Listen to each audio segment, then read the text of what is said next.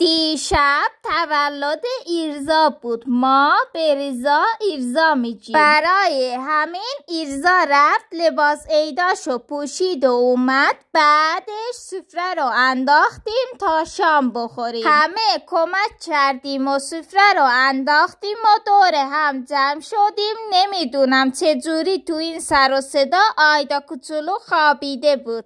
بعدش که شام خوردیم بازم با کمک همدیگه سفره رو جمع کردیم و ظرفا رو بردیم اون یکی دام. بعدش نوبت کیک تولد رسید. من رفتم و کیک تولد رو آوردم.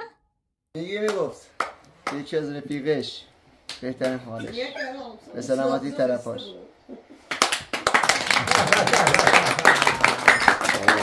Allah مشتبهانه چیناسین چونکه یادش رفته بود شم بگیره. برای همین مجبور شدیم روی کیک کبریت گذاشتیم و روشنش کردیم. بعدش نوبت کادوهاش رسید.